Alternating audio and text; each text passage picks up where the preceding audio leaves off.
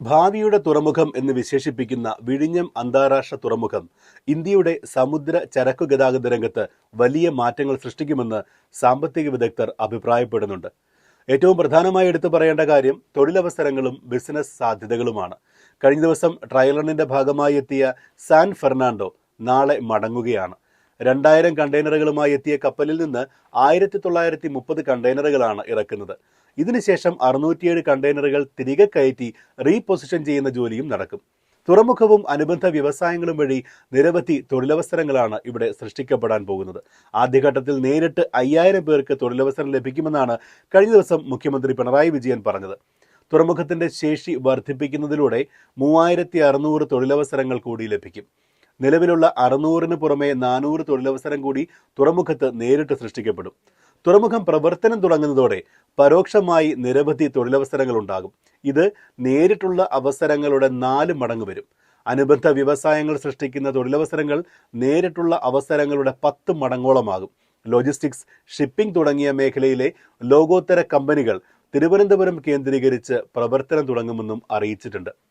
Import export ബില്ലുകൾ, ഉപയോക്താക്കളുമായുള്ള പണമിടപാടുകൾ, ഹോട്ടലുകൾ, വിനോദസഞ്ചാരം തുടങ്ങിയ നിരവധി മേഖലകളിൽ തൊഴിലവസരങ്ങളുണ്ടാകുന്നു. നിലവിൽ ഇന്ത്യയുടെ കണ്ടെയ്നർ നീക്കത്തിന്റെ 75% കൊളംബോ, ദുബായ്, സിംഗപ്പൂർ തുടങ്ങിയ തുറമുഖങ്ങളെ ആശ്രയിച്ചാണ് നടക്കുന്നത്.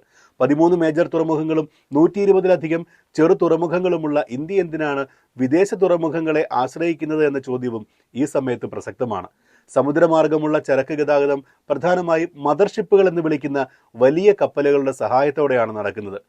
ഇത്തരം കപ്പലുകളിൽ എത്തിക്കുന്ന കണ്ടെയ്നറുകൾ തുറമുഖത്ത് ഇറക്കുകയും ചെറിയ കപ്പലുകൾ മറ്റിടങ്ങളിലേക്ക് കൊണ്ടുപോകുന്നതുമാണ് രീതി.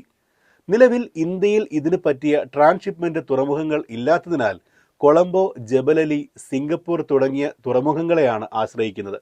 വിദേശ വ്യാപാരത്തിൽ വലിയ കുതിച്ചുചാട്ടം നടത്തിയ ഇന്ത്യയുടെ 75% ട്രാൻസ്ഷിപ്മെന്റും നടക്കുന്നത് വിദേശ തുറമുഖങ്ങളിലൂടെയാണ്. ഇവിടെയാണ് വിഴിഞ്ഞത്തിന്റെ പ്രസക്തി. മദർഷിപ്പുകൾ കടക്കണമെങ്കിൽ 18 മുതൽ 20 മീറ്റർ വരെ ആഴമുള്ള തുറമുഖങ്ങൾ ആവശ്യമാണ്. വിഴിഞ്ഞം തുറമുഖത്തിന്റെ സ്വാഭാവിക ആഴം 24 മീറ്ററാണ്. അന്താരാഷ്ട്ര കപ്പൽച്ചാലിൽ നിന്നും 10 നോട്ടിക്കൽ മൈൽ, അതായത് ഏകദേശം 19 കിലോമീറ്റർ അടുത്ത് സ്ഥിതി ചെയ്യുന്നതിന്റെ ഭൂമിശാസ്ത്രപരമായ നേട്ടവും വിഴിഞ്ഞത്തിനുണ്ട്. കപ്പൽച്ചാലിൽ നിന്നും 1 മണിക്കൂർ കൊണ്ട് വിഴിഞ്ഞത്തെത്താൻ കഴിയുന്ന കപ്പലുകൾക്ക് 10 മണിക്കൂർ കൊണ്ട് ചരക്കിറക്കി തിരികെ മടങ്ങാൻ കഴിയും. ആധുനിക ഉപകരണങ്ങൾ ഉള്ളതുകൊണ്ട് കയറ്റിറക്ക് ജോലികൾ വേഗത്തിൽ പൂർത്തിയാകും. 800 മീറ്ററാണ് ആദ്യഘട്ടം പൂർത്തിയാകുമ്പോൾ വിഴിഞ്ഞം തുറമുഖത്തിലെ ബെർത്തിന്റെ നീളം. നിലവിൽ ലോകത്തിലെ ഏറ്റവും വലിയ ചരക്ക് കപ്പലുകൾ 300 മുതൽ 400 വരെ മീറ്റർ നീളമുള്ളവയാണ്. അതായത് ഒരേ സമയം 2 മദർഷിപ്പുകൾക്ക് വരെ തിരഞ്ഞെടുക്കാൻ സാധിക്കും. വിഴിഞ്ഞം തുറമുഖം എങ്ങനെയൊക്കെയാണ് നമുക്ക് വരുമാന മാർഗം കൊണ്ടുവരുന്നത് എന്നുള്ള വിശദാംശങ്ങൾ അടുത്ത വീഡിയോയിൽ ഉൾപ്പെടുത്താം. Stay tuned.